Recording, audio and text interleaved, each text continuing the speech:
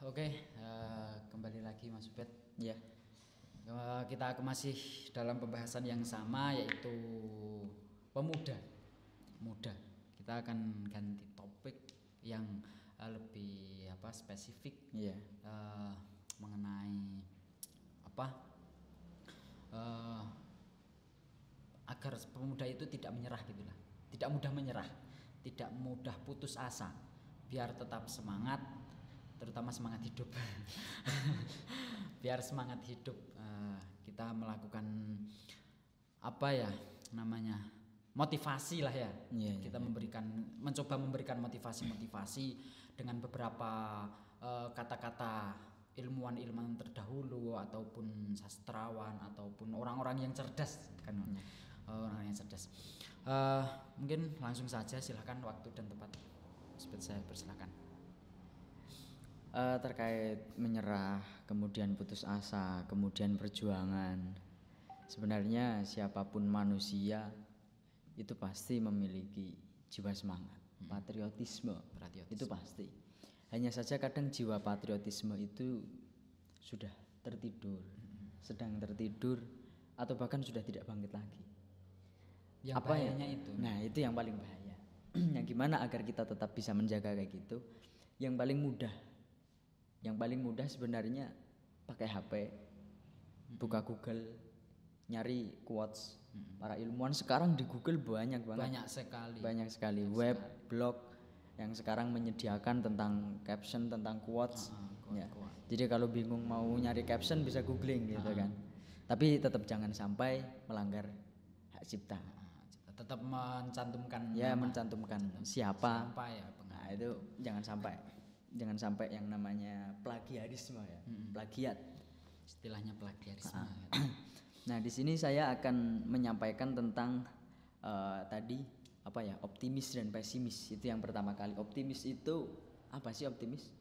Percaya diri. Ya, optimis itu percaya diri, yakin, kemudian dia punya keyakinan yang bulat, yakin terhadap usaha sendiri. Kemudian yang terakhir pasrahkan pada yang kuasa ketika kita memang sudah berusaha semaksimal mungkin gitu kan ya. Jadi ada pengetikan atau dawuh dari beliau sahabat Ali itu pernah mengatakan bahwasanya orang yang pesimis melihat kesulitan di setiap kesempatan, tapi orang yang optimis selalu melihat kesempatan dalam setiap kesulitan. Duh, saya mas. Ini kayaknya mubeng-mubeng. Iya. Coba bisa diulang satu kali lagi, Mas. Jadi orang yang pesimis melihat kesulitan di setiap kesempatan. Karena dia pesimis, ada kesempatan pun dia merasa kesulitan. Oh, iya. Nah, gitu kan. Ada titik cerah, ada titik jalan, meskipun itu kecil. Kalau orang yang optimis melihat itu adalah kesempatan, bukan lagi kesulitan. Kemudahan. Ya. Akhirnya mudah ya. Ya. Berbeda dengan orang yang pesimis. Orang yang optimis. Kalau orang yang optimis sebaliknya, dia bisa melihat kesempatan meskipun dalam kesulitan. Jadi dia selalu mencari jalan untuk kesempatan meskipun dalam keadaan sulit. Itu orang optimis. Bedanya pol ya, Mas. Ya, jauh sekali. Jauh sekali. Orang yang optimis dia bisa mencari jalan keluar, mencari solusi dari setiap masalah yang ia punya. Karena dia dari awal mindsetnya udah optimis. Berbeda dengan orang pesimis. Orang pesimis dari awal, wah aku wis ngene. Ada jalan keluar, ada kesempatan, dia masih merasa kesulitan. Nah, itu yang sangat disayangkan dari orang optimis dan pesimis. Dari dawuh sahabat Ali tersebut, kita bisa menyimpulkan bahwa sekecil apapun kesempatan kita manfaatkan. Selama masih ada kesempatan, berarti kita masih bisa diberi jalan. Artinya kalau kita memiliki cita-cita yang tinggi. Kalau orang yang pesimis pasti nganggapnya wah itu terlalu tinggi buat saya, ya kan? Urung dilakoni ya kan? Urung dilakukan usaha, proses, kenapa sudah bilang saya tidak bisa, ya kan? Benar. Kan bahaya. Kayak Andrea Hirata. Novelis muda. Dia pernah bilang Kalau berhenti bercita-cita adalah tragedi terbesar dalam kehidupan manusia. Iya kan? Iya. Jadi setiap manusia itu memang harus memiliki cita-cita. Iya. Bahkan yang Soekarno yang itu kalau memiliki cita-cita setinggi langit. Gini ya. Gitu gimana? Milikilah cita-cita setinggi langit. Jika kau jatuh, kau akan jatuh di antara bintang-bintang. Itu. Nah, itu kan Artinya kita tidak, walaupun kita sudah usaha tapi tidak bisa ke situ, berarti jumlahnya, kan setidaknya kita akan mendekati. Mendekati. Gitu kan ya, mendekati sempurna. Benar. Karena yang paling penting bukan perfeksionis. Artinya sebelum perfeksionis kita harus respect dulu. Respect. Ya, respect, peka. Kita harus peka terhadap keadaan. Contoh hal yang paling kecil, ruangan ini kotor, berarti saya nyapu. Itu yang paling peka, ya, respect ya, paling minimal kayak gitu. Ada sampah kita ambil. Ya, ada sampah kita ambil. Secara perfeksionisnya, orang membuang sampah itu jangan sampai sembarangan. Itu perfeksionisnya kayak gitu. Tapi sebelum sampai ke perfeksionis kita harus respect dulu. Nah sama aja kita hidup, setiap hari kita menjalani gitu. Nah kita juga harus punya cita-cita hari esok kita mau ngapain gitu. Jangan sampai hari esok itu adalah menjadi hari kemarin yang kita sesali di hari ini. Ini gitu kan. Ntar dulu Mas. Kita pernah punya hari esok. Kita pernah punya masa lalu. Jangan sampai hari ini itu menjadi masa lalu yang akan kita sesali di hari esok. Ini gitu. Saya pernah tuh baca di Facebook kalau nggak salah atau di buku apa di apa ya. Itu tentang motivasi. Jadi di situ berbicara tentang huruf O. Mungkin pernah dengar ya, huruf O. Huruf O di sini kita ejawantahkan menjadi opportunity, kesempatan. Huruf O itu kesempatan. Anggap saja gitu. Huruf O adalah kesempatan. Hari kemarin bahasa Inggrisnya kalau nggak salah yesterday. Ya, yesterday. Aduh, lemah banget yang bahasa Inggris, Mas. Sama aja. Kita orang Jawa, kita orang Indonesia, hidupnya di tanah Jawa. Dari mana kita bisa Inggris, ya kan? Tapi orang-orang Inggris bahaya aja udah bahasa Inggris bisa ya. Jadi yesterday. Dalam kata yesterday nggak ada yang namanya huruf O. Karena hari kemarin sudah tidak ada kesempatan. Ya kan? Hari ini, saat ini, kalau nggak salah bahasa Inggrisnya today, ya kan? Today ada huruf O1. Artinya hari ini, saat ini ada satu kesempatan untuk kita melakukan kebaikan, ada satu kesempatan untuk kita melanjutkan perjuangan atas cita-cita kita. Oh tadi satu. Ya. Meskipun satu kita manfaatkan. Nah hari esok, besok, kalau nggak salah bahasa Inggrisnya tomorrow. Iya, tomorrow ya. Di situ ada 3 huruf O. Ada O. Ada 3. Iya benar 3 Mas. Ada 3. 3 itu menunjukkan jamak, menunjukkan banyak. Artinya hari esok masih ada banyak kesempatan untuk kita melanjutkan hidup, untuk kita berjuang kembali. Jangan sesali yang hari kemarin. Artinya oke, hari kemarin adalah masa lalu. Hari kemarin saya melakukan kesalahan, berarti saya harus memperbaikinya. Makanya ada ungkapan sering sangat terkenal itu Mas apa? Belajar dari kesalahan, ya kan? Belajar dari kesalahan. Belajar dari kesalahan. Itu sudah terkenal banget itu di dunia, ya kan? Belajar dari kesalahan. Maka dari itu jadi apa namanya? Ketika kita kemarin gagal, ya udah kita perbaiki hari ini, ada satu kesempatan untuk perbaiki kegagalan yang kemarin. Kalau ternyata gagal lagi, jangan menyerah, masih ada hari esok. Kalaupun toh ternyata sampai akhirnya kita mati, kemudian kita juga belum berhasil, setidaknya kita mati dalam keadaan berjuang. Kita mati dalam menjaga harga diri. Jadi menyerahnya itu ketika dia sudah nafas terakhir. Nafas terakhir, bukan menyerah karena dia nggak memiliki keyakinan untuk melanjutkan, ya gitu kan. Jadi kayak ungkapan gini, selama darah itu masih mengalir di tubuh saya, nafas itu masih mengembus di hidung saya masih mengejar kamu. Cinta mana? Yang intinya sama, artinya selama kita itu masih bernafas, ya kan, kita masih hidup, kita itu harus jangan berhenti berjuang, kan gitu. Kita jangan menyerah, jangan putus asa di tengah jalan, ya kan. Itu intinya seperti itu, walaupun dalam hal apapun itu seperti itu. Iya. Benar-benar. Ya, jadi sama kayak ungkapannya Nelson Mandela. Nelson Mandela. Ya, seorang presiden yang sebelum jadi presiden dia pernah dipenjara. Ya, Nelson Mandela. Dia termasuk tokoh revolusioner era Soekarno ya, masih era Soekarno. Sahabat Soekarno Iya, juga. sahabat Soekarno juga. Karena mungkin emang Soekarno sahabatnya para pejuang-pejuang ya. Iya. John F Kennedy, terus Che Guevara juga pernah kan ya? Lenin juga. Ya. Komunis ya kan, Lenin juga. Oke. Jadi kan Nelson Mandela itu pernah mengatakan bahwa pemenang yang sejati itu adalah orang yang ketika gagal dia tidak akan pernah menyerah. Itu orang yang pemenang sejati. Ya, pemenang sejati baginya adalah dia yang tidak pernah menyerah. Jadi seperti Thomas Alva Edison. Thomas Alva Edison. Katanya dia menemukan menemukan listrik atau menemukan sumber listrik kayak gitu ya. Meskipun itu juga banyak perdebatan, tapi dia mencoba itu berkali-kali gagal, beribu-ribu gagal. Ada yang mengatakan 9.998 kali dia mengalami kegagalan, baru yang ke 9.999 dia baru berhasil. Ada yang mengatakan bahwa sampai 10.000 dan seterusnya, banyak lah pendapat. Tapi yang intinya bukan pada cerita itu. Cerita itu udah kuno, udah masa lalu. Bukan ceritanya yang tapi pelajaran dari masa lalu itu yang terpenting. Karena sejarah hanya akan menjadi dongeng ketika kita tidak mendapatkan ibrah, kita tidak mendapatkan wawasan, pengalaman, pengetahuan, ilmu dari masa lalu. Makanya ada ilmu sejarah atau jurusan sejarah. Itu bukan karena tidak bisa move on ya kan Mas, tapi kita belajar dari masa lalu kan gitu. Belajar dari masa lalu. Bukan berarti orang mahasiswa yang ngambil jurusan sejarah karena dia tidak bisa move on kan, enggak juga kan ya. Wah ya, salah paham itu seperti itu.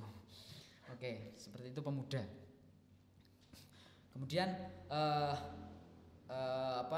dalam hal masih menyerah ini Mas ya, masih dalam tema pokok putus asa. Dan sayangnya itu pemuda-pemuda sekarang itu nganggapnya ini sudah cukup, jadi merasa puas walaupun masih panjang kan gitu. Kayak ibaratnya kita mencari ilmu itu nggak ada batasnya kan gitu, nggak ada batasnya. Tapi kebanyakan sekarang itu sudah merasa udahlah cukup ini aja, mau enak-enakan dulu dan seterusnya, tapi mah kebablasan ya kan, mah kebablasan lah. Itu bahayanya. Itu bagaimana tanggapannya Mas? Kalau itu mungkin menjadi satu sesi panjang itu. Kalau mau kita diskusikan termasuknya menjadi sesi panjang ya, tentang tentang mudah merasa puas atas pencapaian saat ini. Sebenarnya pencapaian ini belum apa-apa tapi dia udah nyerah gitu kan. Nah, itu mungkin bisa masukkan list untuk dibahas atau kita diskusikan itu, untuk kita obrolkan besok di sesi berikutnya atau di lain waktu gitu kan.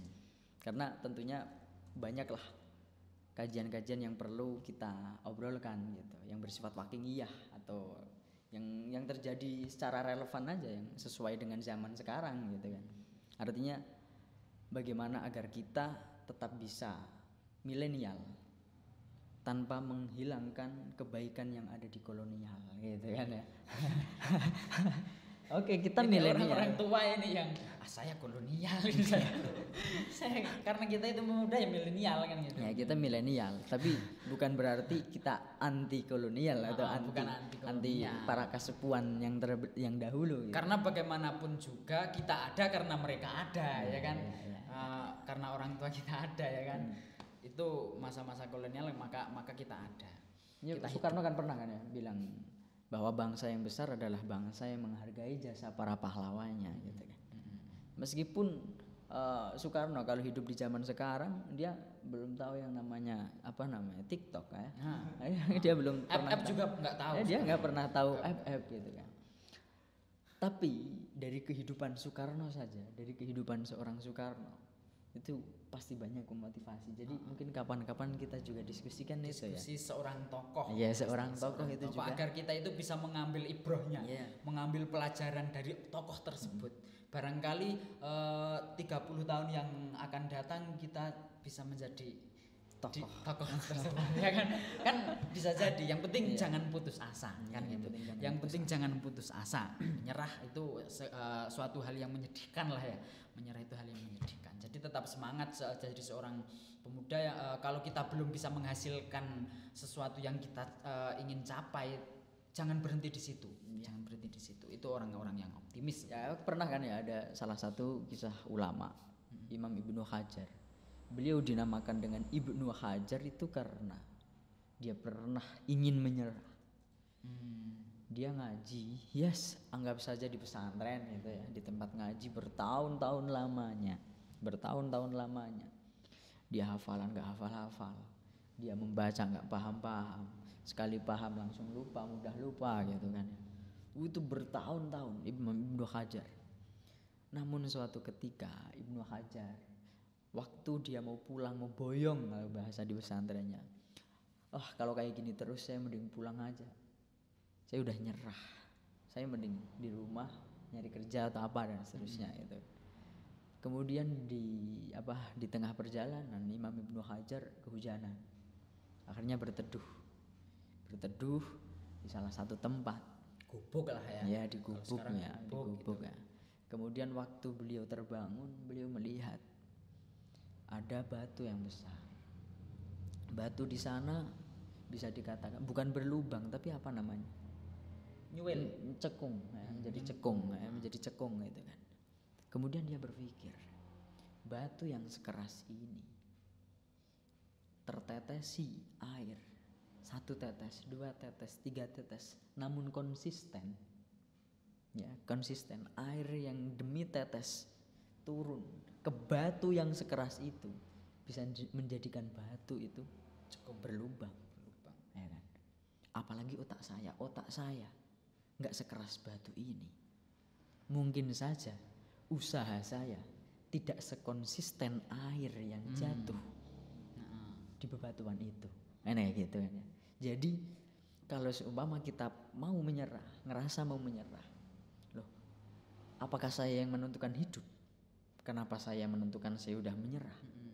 Yang menentukan semuanya udah ada tugasnya, Allah Ta'ala. Tugas kita adalah tetap melanjutkan hidup. Gitu, kita tetap melanjutkan hidup. Nah, dari kisah tersebut kita jadi tahu, iya, akhirnya beliau kembali lagi ke pesantren, kemudian ngaji lagi, sampai akhirnya menjadi ulama besar sampai sekarang dikenang ya. Sampai sekarang karyanya namanya ya. Al-Imam Ibnu Hajar. Jadi memang dari batu aja sudah bisa diambil pelajaran ya kan. Dari batu sudah karena lihat batu sama air ya kan, karena konsisten. Apalagi kita ya kan, apalagi kita jangan sampai kehilangan semangat itulah. Kalau kata Rendra, bukan maut yang menggetarkan hatiku. Bukan maut yang menggetarkan hati, bukan kematian yang menggetarkan hatiku, tapi hidup yang tidak hidup karena kehilangan daya dan kehilangan fitrah. Jadi ya pengen ya jadi tokoh yang dikutip-kutip seperti itu, karena idenya, karena akalnya, karena pemikirannya yang sangat bagus seperti itu. Itu kan karena mereka pasti tidak pernah putus asa, karena mereka tidak pernah menyerah, ya kan gitu. Mungkin tetap pasti ada tantangan bagi mereka, pasti ada masalah dan seterusnya. Tapi karena mereka itu memiliki solusi dan jalan keluar, akhirnya mereka bisa menemukan titiknya. Jadi kesimpulannya adalah persiapan, pengetahuan, dan pengalaman yang membuat kita tetap hidup. Oke, ini cukup menarik ya sebenarnya, karena waktu juga ya kan. Karena waktu capek juga, bukan hanya waktu, capek juga. Ya kan biasanya kalau di acara-acara karena waktu kita sudah asli ini kesel ya kan. Cuman karena bahasa basinya seperti itu ya kan, kita ngumumi aja lah ya, ngumumi dulu aja. Jadi kesimpulannya kayak kita bisa menarik kesimpulan bahwa jadi seorang pemuda atau kita yang masih dalam proses mencari ilmu, masih mencari kualitas diri, kualitas akal, kita masih mencari bahwa saya itu manusia kan, itu manusia. Kalau kata Pram, saya pegang ajaran Multatuli apa, yaitu menjadi kewajiban manusia adalah menjadi manusia, kan gitu. Menjadi manusia itu Pram, benar-benar begitu. Jadi tetap semangat, jangan sampai menyerah. Carilah motivasi dari manapun, dari Google juga bisa ya kan Mas, dari Google atau dari teman yang sekiranya terlihat kok dekne kok jarang banget putus asa sih kan gitu, juga bisa. Mungkin itu saja Mas, ya karena tadi sudah kesal juga ya kan. Kita besok akan membahas apa, mungkin bisa nanti kita sharing terlebih dahulu, yang intinya pada podcast kalian, podcast apa ngobrol lah terserah. Saat ini yang tadi temanya adalah apa tadi, membuka cakrawala wawasan pemuda. Saya kira sudah cukup gitu. Walaupun sebenarnya masih panjang sekali ya kan. Tapi semoga bisa diambil manfaat dan bisa dilakukan, yang terpenting bisa dilakukan, memberikan semangat pemuda-pemuda yang nonton maupun yang di sini. Ya terima kasih juga saya diajak ngobrol bareng gitu kan. Bisa ya besok kita lanjutkan gitu kan. Dan tentunya banyak sekali kekurangan, kesalahan atau bahkan salah kutip, mohon juga koreksinya gitu kan. Karena jelas lah nggak mungkin kita lepas dari kesalahan gitu. Tapi dari kesalahan itu kita jadi belajar untuk lebih berpengalaman gitu kan. Karena satu lagi tadi di sesi yang keberapa saya salah kutip ya tentang quotes dari Pramudia Anantatur yang ada di novel Bumi Manusia, Tetralogi Buru. Di situ Pramudia itu mengatakan bahwa seorang terpelajar itu harus adil sejak dalam pikiran apalagi perbuatan. Nah tadi kan kita lupa ya, kita lupa. Karena ya namanya juga manusia. Masa ya nggak lupa malaikat tapi. Tapi ya mungkin itu saja Mas. Ada lagi yang mau disampaikan? Ya sudah cukup. Mungkin, terima kasih. Dari saya yang membimbing acara, yang menuntun, yang mengawali terutama, yang menemani di sini karena teman saya. Dari saya mohon maaf jika ada kata-kata yang salah, kata-kata yang kurang berkenan di dalam hati. Saya cukupkan. Assalamualaikum warahmatullahi wabarakatuh.